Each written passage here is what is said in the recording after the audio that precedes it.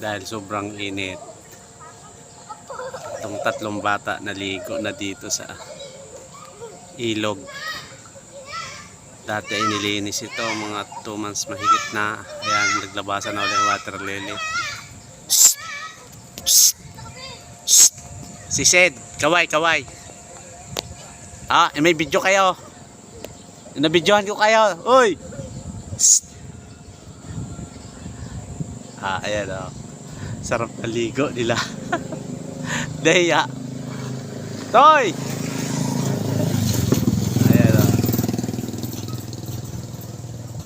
Nahiya na tuloy. Ayan.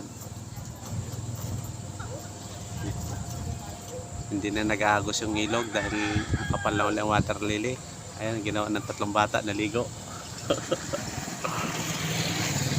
Ayan o, nahiya na o. Huwag magtago! Ano daw yun? Kapal na ulit o. Papalinis na naman ito. Yan.